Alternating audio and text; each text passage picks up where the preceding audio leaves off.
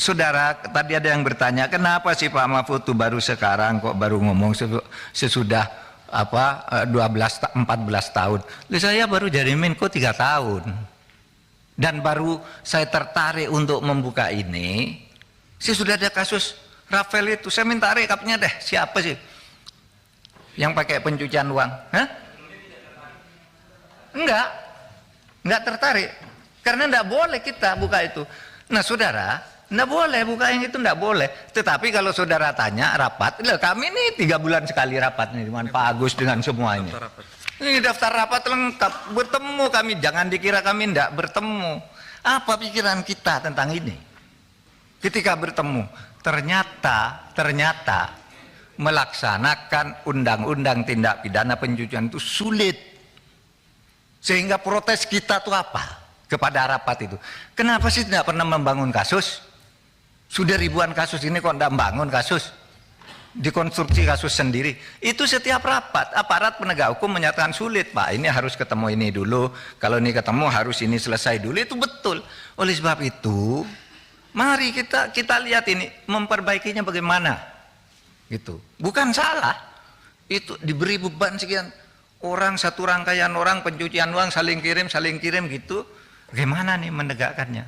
Dan saya baru tahu ternyata sulit, bukan karena tidak mau. Loh Pak, ada juga yang bilang, Pak, kalau kami suruh segani kami takluk Pak. Nanti kami tidak punya dasar hukum karena yang ini belum ketemu. Tapi pencucian uangnya terlihat. Tapi yang ini utamanya saksinya masih hilang, ini masih macam-macam begitu Pak. Nah oleh sebab itu saya tadi usul undang-undang perampasan aset itu lebih mudah untuk mengatasi masalah begini. Bapak jangan bilang kita tidak ada kerjaan nih. Kami selama saya di situ berhasil mengumpulkan uang menyelamatkan daftar rekapitulasi sukses story penanganan kasus 1.492 triliun. Ada daftarnya nih. Mulai dari ACT, Asabri, BEC, Indosurya, Jiwasraya, judi online, Lukas NB, LH dan seterusnya. Jangan dibilang tidak ada hasilnya. 1.490 sampai 1.500 triliun. Itu untuk semua kasus TPPU. Kenapa? Untuk semua kasus TPPU atau khusus TPPU. Khusus di Menkeu? Iya. Khusus di TPPU. Kemenkeu. Mesti kalau PPATK yang ngomong tidak, bukan lain, pasti TPPU. Bukan pertanyaan PPATK itu saya. kalau mengeluarkan surat, kalau bukan TPPU itu tidak ada kerjaan namanya. Itu maksudnya Pak Mahfud, itu maksudnya TPPU di Kemenku atau di tempat lain juga? Nah, ini di tempat lain. Oh, oke. Ada juga Kemenkonya nih pajak. Apa saja itu, Pak? Pajak SSU 14 triliun.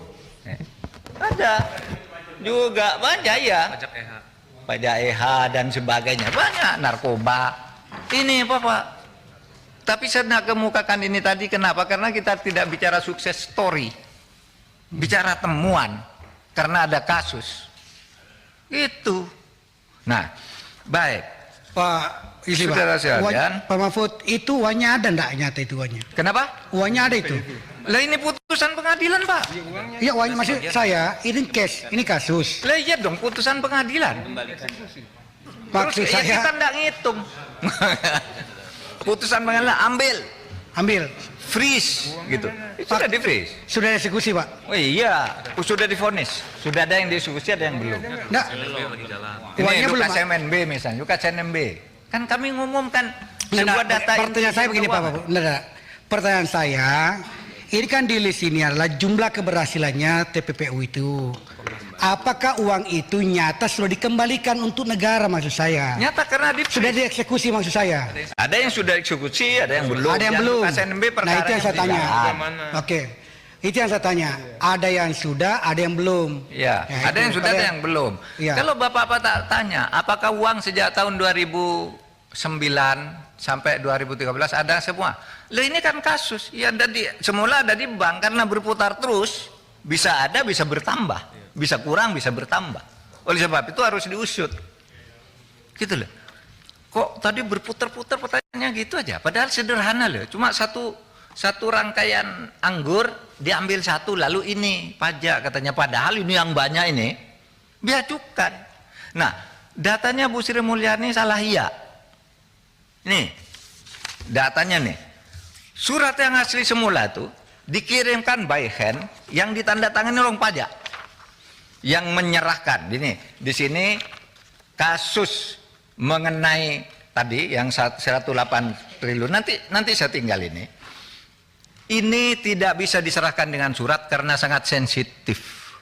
Oleh sebab itu diserahkan by hand. Bertanggal 13 November 2017. Ini yang nyerahkan.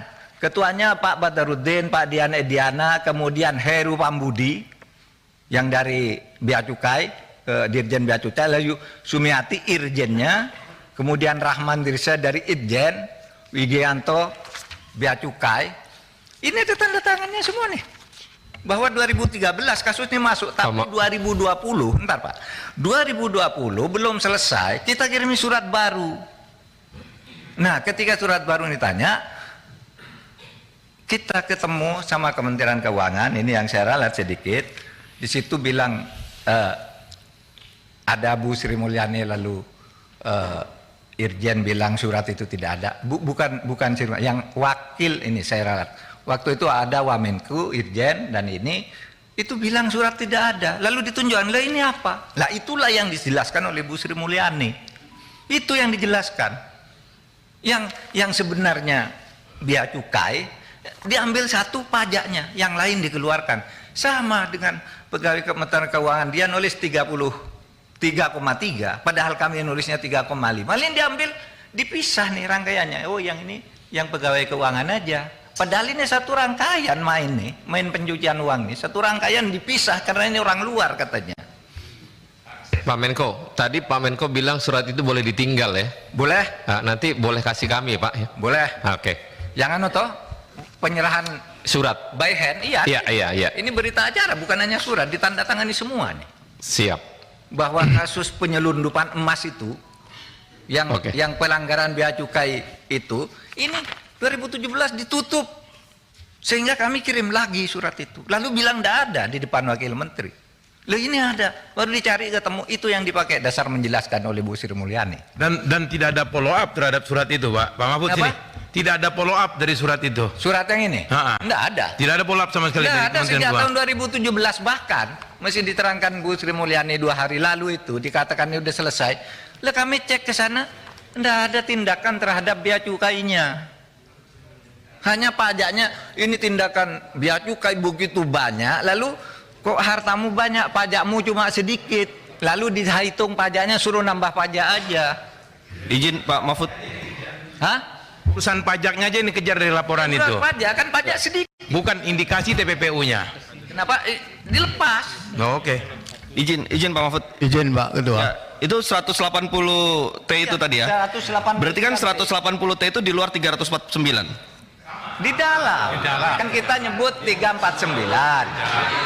Lalu Bu Sri Mulyani ngambil contoh yang gede. Enggak, tadi kan Udah. Jangan diputer-puter. kan ada Sama, satu Pak Menko. Nah, teman-teman, saya ambil alih. Teman-teman, karena waktunya tinggal 5 menit. Kita sudah tahu nih, sudah paham ujung dari apa yang disampaikan Pak Menko. Berkenankah kita akhiri rapat ini? Nanti kita atur rapat dengan Bu Menteri Keuangan sekaligus Pak Menko dan PPATK. Setuju ya? Setuju. Pak Menko setuju ya? Setuju. Oke, kita akhiri rapat malam ini. Kalau setuju diketok itu. Ketok. Jadi terima kasih. Wabillahi taufiq wal hidayah. Wassalamualaikum warahmatullahi wabarakatuh. Ya, ketok. Terima kasih sudah nonton. Jangan lupa like, subscribe, dan share ya.